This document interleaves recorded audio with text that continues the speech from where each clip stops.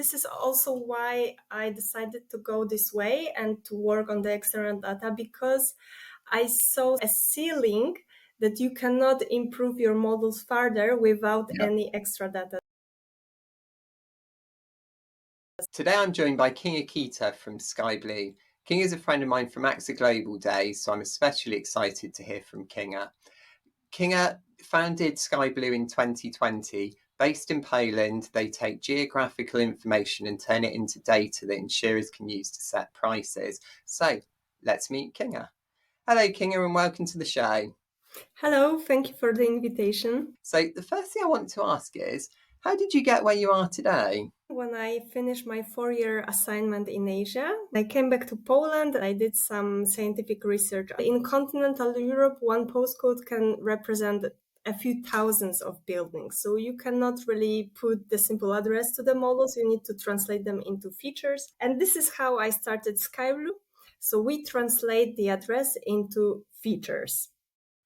That's amazing. And what kind of features do you use? For a given address, the API returns a set of variables, and we have variables for both motor and household insurance. Yeah. For motor, we try to capture how far and how frequently the resident of this particular address is likely to drive. So we capture features like public transport, road infrastructure, various services available in his neighborhood. And we also have a few behavioral variables, social responsibility, education of the local community. Yeah. All these things can also greatly explain how a person behaves behind the wheel. Yeah. So this was for motor insurance pricing. We have also a set of variables for household insurance pricing. We create our proprietary climate risks map. Imagine that I have a hydrologist and meteorologist on board. So we are a really interdisciplinary team, and we create such climate risks maps. And although we are small, we can really compete with big reinsurers in terms of climate risk data. All of our variables are rescaled into risk scores from 0 to 100, so that it's very easy for the actuaries to take it, analyze, and include in the models. I believe that SkyBlu is a great value proposition also for the neo insurers that operate on many markets, but they only have one pricing team, one IT system. So for them, it's really good to talk to us, because they need only to perform one IT integration and they have variables in the same fashion for all the markets. That's often a common problem I've found working with many insurers, is actually setting up the lookups for the API can be a surprising amount of work for IT to actually achieve that. So it's very good to hear that you make it very easy to get all that information. I think we are quite fortunate in the UK. We already have a lot of data available, and it's something I found going to Europe and other countries. It was quite a surprise to discover that information just isn't already kind of available. If you took how we do things and into France or Spain or Italy, if an insurer had the kind of information that a UK insurer does, I imagine they would wipe the floor with their competition. They would be so much better and leave everyone scrabbling to catch up. What would you see as your mission for insurance pricing and data? When we were working at AXA on various markets, we could see that really people behave in a similar manner in all countries. So the variables that we found significant in Asia were working also in Europe. So it was really amazing. And the set of variables that we designed in Poland is also valid for France and Spain. We can really copy this whole set to every country, and we are already reflecting on the next country that should be on our roadmap. People often ask how much difference it makes when you get down to the actual granularity of individual properties. I know of examples here where the property one is at this level and then the other properties are all spread out down a hill, and they're in the same postcode in the UK, but clearly this property has very little flood risk and this one might be high flood risk. So we had a huge boost in our ability to understand flood once we got more granular flood data. And in fact, in the UK, the government actually provides flood data, but it's not very good. So they class every area by high, medium, or low. And oddly, it is what's used when you buy a house. But we know from insurance, we wouldn't go near it. It's nowhere near enough quality for what we need. So I think, what are the really big wins someone could get by getting your data in? So we estimate that our data can improve the Gini coefficient, so the coefficient how good the model is, by 1 or 2 points. So it's pretty huge. I rarely have seen such improvement in my career as an actuary. This is also why I decided to go this way and to work on the external data, because I saw a ceiling that you cannot improve your models further without Yeah. any extra data. So Yeah. now the current trends in the industry are all the softwares. So a few years ago, we had only Emblem and Ernix to choose from. Now we have Accurate, Quanti, Hyper Exponential. So there are many softwares that automatize modeling, but also make it even more easier to reach the ceiling, how good the Yes. model can be. Yeah. And without external data, you cannot really improve further. So this is why it pushed me to start SkyBlu, to work on the external data, to figure out how we can collect more information about the client just based on his address. It's amazing what you can tell about the person based on his or her address. It is absolutely amazing just how much more accurate we can get with our prices. And you've hit on a really interesting point, I find, because you can break down the three stages of improving the accuracy of our prices into trying to eliminate what we call the model error, so how far we are away from the estimates just because of the models we're using. And then we've got the parameter part, which is all the data. And then we've got the kind of the random part that ultimately there will still be accidents. We can't stop people stepping out in front of vehicles and things like that. And I tend to find that it's this middle part with the parameters that is the really big area to win. And it's slightly frustrating sometimes because there's a lot of focus on the model part. People get, oh, you're using GLM, why don't you use GBM or a neural network and so on.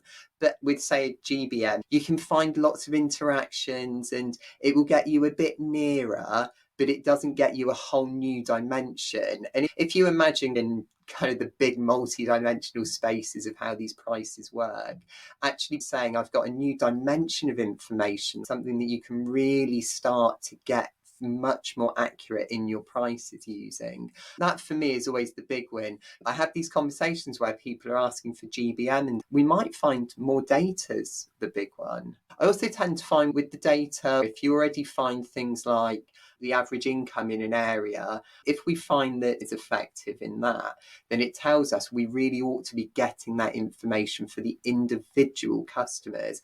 Because if that fact is already useful when we're talking about 1,000 households, just think how incredibly powerful it's going to be when we get down to more granular data. Exactly. And geographical factor was one of the key factors in all the models in all countries when I was still actuary. So now we are making just more granular. Before it was based on the postcode, now it's based on the address. So for example, for France, it means that we change from 6,000 postcodes to 15 million data points. So Yeah. in Poland, from 20,000 postcodes up to 7 million data points. It's this granularity makes the difference. It makes a huge power, doesn't it? I often try and use the example of imagine your pricing is set, instead of being you, it's the average of you and your neighbour this side and that side and the rest of the street. And that's if the pricing is quite granular. Quite often it might be the average of you and 900 other people. So actually getting that accuracy can make a huge difference, really getting down to the person. My personal mission is to see every customer charge the exact right price, because that is what I believe is the fair price someone should be paying. What would you say your mission is for you and for Sky Blue? So I totally agree that in the end, the customer should pay for his or her risk. This is why we as actuaries need to build such accurate models that everyone pays for his or her risk. This is the mission also for SkyBlu, to give access to the external data to the insurers and to really make it very easy. Like, we call ourselves a feature store, where you can simply go buy some features that are based on the in address, embed in your model, and just improve your models. We would like to add more and more countries on the way so that it's really available. I expect also that more companies like SkyBlu emerge, and it would be really good. I think it will be the new trend. So after all the pricing softwares, then there will be a new wave of external data providers. Yeah, I definitely agree, because I think it does give so much more power to insurers. And ultimately, if you're not the first one, you haven't got the big advantage. If you get in there before everyone else, you can write lots of policies, you can make the profits and get right ahead. I think sometimes there is a bit of an attitude of, oh, what's everyone else doing? But actually, that's how to be the loser in this game. And if you are the last to put in the data, you're the one that's being selected again. You're the one that's feeling the pain. I don't know if you heard, but RSA, which are a fairly large provider in the UK, are exiting UK Motor. And I don't mean to be mean about the people that work there, because I know they work very hard, but it's quite clear that they've lost in this price war. They just didn't have the ability to set the correct rates. And the kind of line that the company put out is that their business doesn't work at scale, but they were writing over 100 million of premium. They weren't a small provider, and there's profitable providers in the UK with much smaller books than that. So really, in my view, to be a failure to keep up with other companies. And you're absolutely right. If there are insurers out there who haven't got this data in their roadmap, they're going to be the ones paying the price in 1, 2, 3 years' time. Absolutely. We are pioneering this area in many countries. So there are some insurers that have never talked to any data provider before meeting us. There is also uncertainty. The question that I'm often asked, or the statement that I can hear, is, I will be your second client. Nobody really wants to be the first client. And once I only get a first client, then it makes it really easy to sell. I totally agree. And it's a mistake to say I'll be second, because if it takes you a few months to get it in, you need to set the data up and at the same time do the modeling. So you can end up 2, 3 more months behind your competition. And that can be a lot. You talked about putting 1, 2 points off of the Gini.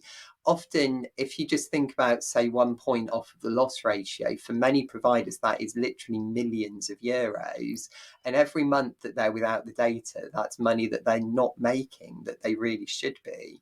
It far outweighs any business cases you can make on whether to purchase external data, because these providers are so large and have such big books that even improving loss ratios 1, 2% can be massive difference. Plus the boost in sales as well.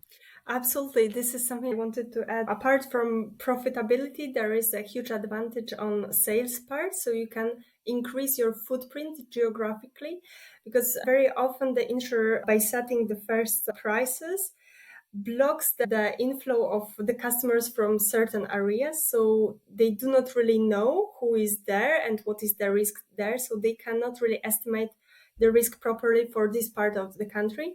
And now with our data, they can really be more proactive and offer the insurance at lower price and then increase the footprint. That's something we found here again in the UK. So we used to do flood data predominantly at postcode level. And as I mentioned, everything can be very different within a postcode. I remember when we got the address point data for flood mapping, and we did exactly that. There were postcodes that used to be as the average of the postcode would be declined. But in fact, there were perfectly good risks inside that postcode that we could write. And again, we get the selection benefit. There are customers out there who suddenly can get cover at reasonable prices from us that we can profit from. And it's untapped. Other people weren't there. So we straight away were writing more, better business than other people. Absolutely. So flood risk was the first climate risk we tried to approach, and we created our own algorithm that simulates the flow of water after a heavy rainfall and indicates the places where this water would accumulate. We are ready to tell what is the risk of flooding in the future, even if there was no flood in the past. So we have similar accuracy of flood data for France, Spain, and Poland as you have in the UK. And UK market is by far the most advanced market in terms of this flood data. So we are trying to catch up with continental Europe. And it's true that public data providers in those countries offer data only for the big cities, or only offer data for riverine floods. Yeah. And they forget about the flash floods that are going to happen more and more frequently. This is our added value, and this is how we can really compete with reinsurers in this space. We started from flood, and we started to talk to the insurers in France, and they came back to us with a question, okay, but can you do something for wildfire? Because we have really huge problem with wildfire. So Yeah. this is how we also develop our portfolio of variables, by listening to our clients and what they really need. With wildfire, we can also point the precise houses which are uninsurable, in our opinion, because they are in the middle of the forest, in the zone where there is only dry scrub, and there were some historical wildfires in the past. We really try to be precise at the address level. The positive output is that there are still many houses in the south of France that are safe, because they are surrounded by the concrete, or they are not in the middle of the forest and so on. So they can still get the insurance. Fire is a really interesting peril on home, actually, because it's a very high cost peril, but it's extremely low frequency. Very often we are the first external providers that talks to a particular insurer, and they are not prepared also in terms of IT systems to incorporate any external data. Yeah. Yeah, it's good and bad. It's good because we have this first mover advantage, but bad because we need to wait a long time in the queue to the IT. I think continental Europe is way behind UK in terms of usage of the external data. So it's really a great potential for SkyBlu. I remember from working in France and other countries being really surprised that this data isn't just available. If you want to embed the data about the address, you need to first be able to geolocalize the Yeah. address. Yes. And this is really a problem in many countries. So we do this part.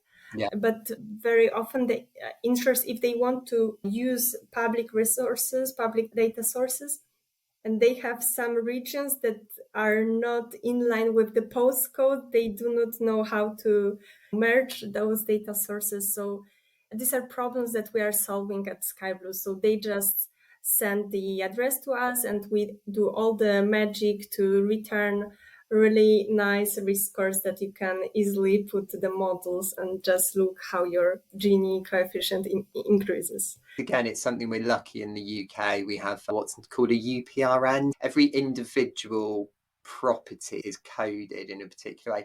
Though there is a slight negative to that. You actually have to pay the government quite a substantial amount of money to license that information each year. I remember in France, because I'm used to the UK where addresses are very clearly laid out, our address in France was the Suresnes postcode, so 9150, and it's a huge area. I remember buying insurance in France for our property and finding it very strange giving this vague address. I was never quite sure the post would even arrive. So in the UK, there are providers that focus only on this part, geolocation of the address, Yeah. and they can make the living. So still, it's a big problem.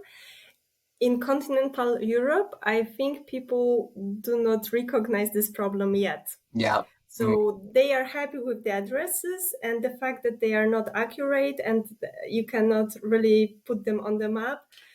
It's not yet a problem for them because they do not collect any external data. But once they realize this problem, then we can offer solutions for them so they do not really need to deep dive and solve all these operational problems. It sounds brilliant, Kinga. I'm sure every insurer out there should be coming to you to get this data. I'm sure it would make a massive difference and they really don't want to be the last one. Do you want to just let us know how people should contact you? Yes, you can find me on the LinkedIn. So just try Kinga Kita and you can contact me directly, or I can give my email address, kinga@skyblu.ai. Brilliant. Thanks very much for speaking to me this afternoon, Kinga. It's great to hear from you and I really hope SkyBlu goes very well for you. Thank you very much, Jeremy.